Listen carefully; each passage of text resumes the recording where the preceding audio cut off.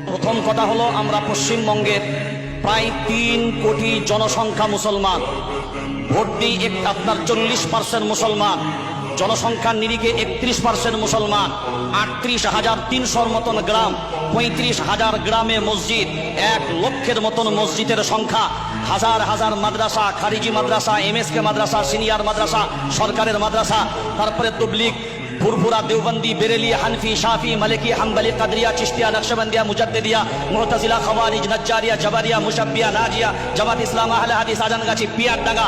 দলেরও অভাব নাই, মতেরও অভাব নাই, কিন্তু আজ যদি বাংলার 3 কোটি জনসংখ্যা মুসলমান দল ভুলে গিয়ে, কালার ভুলে গিয়ে, রং ভুলে গিয়ে, দল বুঝবে না, রং বুঝবে না, কালার বুঝবে না, এক কালিমার পরিচয় দিয়ে, এক রবের পরিচয় দিয়ে, এক নবীর পরিচয় দিয়ে, এক কিতাবের পরিচয় দিয়ে, এক ধর্মের পরিচয় দিয়ে, এক দ্বীনের পরিচয় দিয়ে, এক জাতির পরিচয় দিয়ে যদি এই 3 কোটি জনসংখ্যা মুসলমান একবার বাংলার মাটিতে বিভেদ ভুলে যদি ময়দানের নামে, আরে বাংলার মাটি না, সারা ভারতবর্ষের সমস্ত জালিম পর্যন্ত কম্পিত হতে বাধ্য হবে।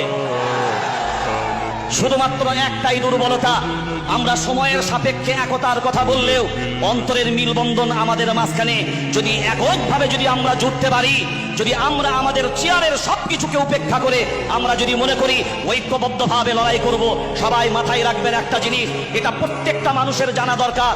এই যে আন্দোলনটা, এই আন্দোলনটা কি? আপনারা সবাই মনে করছেন ওয়াক্ফ সম্পত্তির আন্দোলন, আসল লড়াইটা শুনে নেন, একটা ম্যাজিক মিডিয়ারাও দেখে নেন আর আপনারাও দেখে নেন আসলে ম্যাজিকটা কি। আমার হাতে একটা রুমাল দিয়েছি, দেখেন, রুমালের উপরে মোবাইলটা রাখলাম, অর্থাৎ রুমালের উপরে মোবাইল। আপনার মসজিদ, মাদ্রাসা, খানকা, মক্তব, কবরস্থান যা আছে সব কিন্তু জমিনের উপরে। কার উপরে? জমিনের উপরে।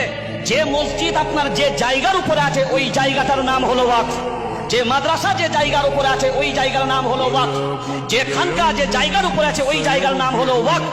সরকার কুচক্রান্ত করে এই যে জায়গা নেব বলেছে, মানে জায়গা যদি টান দেয়, জায়গার উপরে মসজিদ, জায়গার উপরে মাদ্রাসা, জায়গার উপরে খানকা, জায়গার উপরে সবকিছু, তাহলে জায়গা টান দিলে মসজিদ থাকবে না যাবে?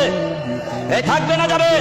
তাহলে এই 3 কোটি পশ্চিম বাংলার মুসলমান তারা কি মাথা চুলকাবেন না দলাদলি করে সব নিজেরা চুপ করে বসে থাকবেন?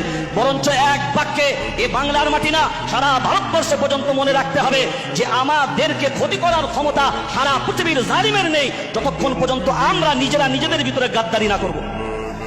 যদি আমরা গাদ্দারি না করি তো হিম্মত নেই কারোর পশম বাঁকা করতে, কারণ হাম ও ইটা নেই, हम वो ईटा नहीं जो दीवारों से टूट जाए, हम तो वो पत्थर है जो पहाड़ों से भी टकरा जाए, फिर भी कोई पहाड़ नहीं जो हमें तोड़ सके।